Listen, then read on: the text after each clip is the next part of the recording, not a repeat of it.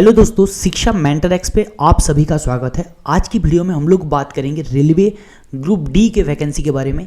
Railway की तरफ से टोटल 21,997 वैकेंसी आ चुका है, जो कि लेवल 1 का वैकेंसी है। और इसमें आपको जो बेसिक पे है 18,000 प्लस, उसके साथ साथ आपको डीए और अदर अलाउंसेस भी मिलेगा।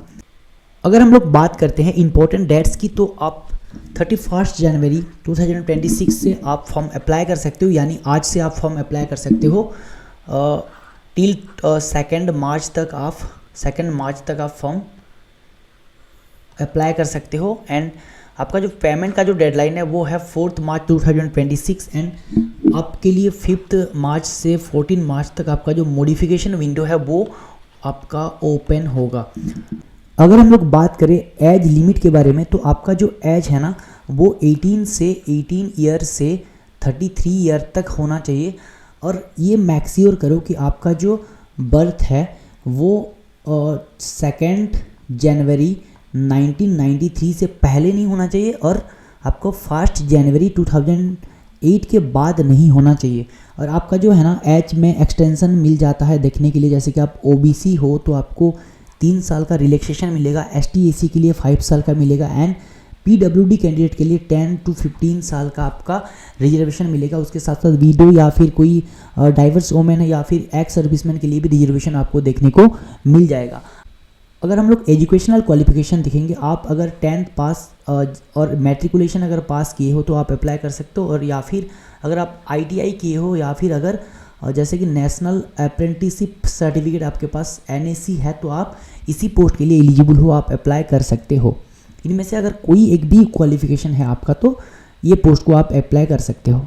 अगर हम लोग डिटेल्स सिलेक्शन प्रोसेस देखेंगे, जो सिलेक्शन प्रोसेस है ना, इसमें आपका सिलेक्शन प्रोसेस रहता है। पहले तो CBT एक टेस्ट होगा, एक आपको एक एग्ज़ाम देना पड़ेगा, उससे 3 गुना कैंडिडेट जाएंगे PET पे, फिजिकल एफिशिएंसी टेस्ट, जो कि उसके बाद अगर फिजिकल एफिशिएंसी टेस्ट आपका क्लियर होता है तो आप जाओगे DV पे। DV के बाद आपका फाइनल फिटनेस जो कि मेडिकल टेस्ट होता है वो वाला टेस्ट होगा। सो अगर हम लोग देखेंगे CBT जो कंप्यूटर बेस्ड टेस्ट होता है, उसमें उसका एग्ज़ाम पैटर्न क्या होगा। अगर हम लोग देखेंगे जनरल इंटेलिजेंस, मतलब आपका जो रीजनिंग है, रीजनिंग से 30 क्वेश्चन आएगा एंड मैथ से 25 क्वेश्चन आएगा, आपका जनरल साइंस से 25 क्वेश्चन आएगा एंड जनरल अवेयरनेस से आपका आएगा 20 क्वेश्चन। इसमें आपका करंट अफेयर जो है ना, करंट अफेयर भी आता है। अगर हम लोग नेगेटिव मार्क की बात करें तो 1/3 नेगेटिव मार्क है, 1/3 नेगेटिव मार्क इसमें देखने के लिए मिलेगा।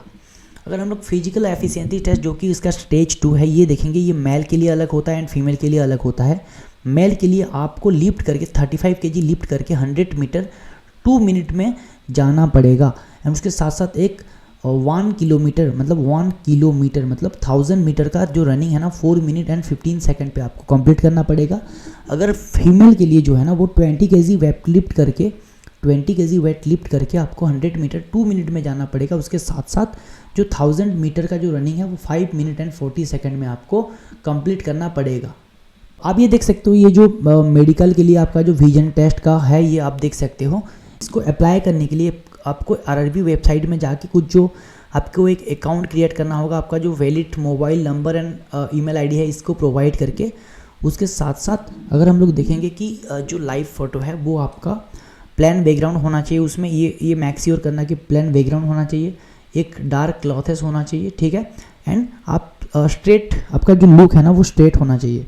इसके साथ साथ आप जैसे कि कैप्स या फिर मास्क या फिर ग्लासेस ये सबको अवॉइड करना, ये लगा के फ़ोटो मत खींचना। अगर हम लोग सिग्नेचर की बात करेंगे, ये आप ब्लैक इंक या ऑन वाइट पेपर, एक ब्लैक इंक जैसे देख पा रहे हो इधर फोटो है ना, एक वाइट पेपर में ब्लैक इंक से करना है। ऐसे आप जैसे कि कैपिटल लेटर में अपना नाम मत लिखो, जैसे कि अगर मैं लिखूँ ऐसे नहीं लिखना है, जैसे कि रनिंग हैंडराइटिंग में इधर बोला गया है रनिंग हैंडराइटिंग में लिखना है, ऐसे रनिंग हैंडराइटिंग में आपको लिखना है। अगर हम लोग बात करें एग्जामिनेशन फ़ी की, तो ये जो एग्जामिनेशन फ़ी है ना वो है आपका general OBC and EWS candidate के लिए वो 500 है। और ये जो है ना ये फ़ी रिफंडेबल है आपको। आप अगर अपीयर करते हो एग्ज़ाम में तो आपको 400 जो है ना वो रिफंड चला आता है। और एग्जामिनेशन भी अगर ST SC आप एंड अदर जो है ना उनके लिए वो 250 है एंड उसके साथ साथ ये 250 ही इनका रिफ़ंड कर दिया जाएगा अगर आप एग्ज़ाम में अपीयर करते हो तो।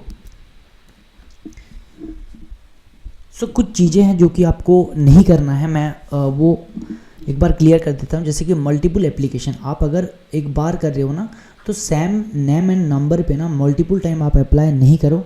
अगर हम लोग देखेंगे तो एक सेल्फी जैसे कि कैप्स एंड ग्लासेस ये सब लगा के फ़ोटो मत डाला करो, आपका जो फॉर्म है ना वो रिजेक्ट हो जाएगा। अगर जैसे कि मैं आपको बता रहा था, आपका सिग्नेचर वो ना वैलिड सिग्नेचर जो रनिंग हैंड राइटिंग में उसको लिखो। एंड इट्स लाइक ये सब पे थोड़ा ध्यान देना, क्योंकि अगर फॉर्म एक बार रिजेक्ट हो गया ना तो बहुत मुश्किल होता है।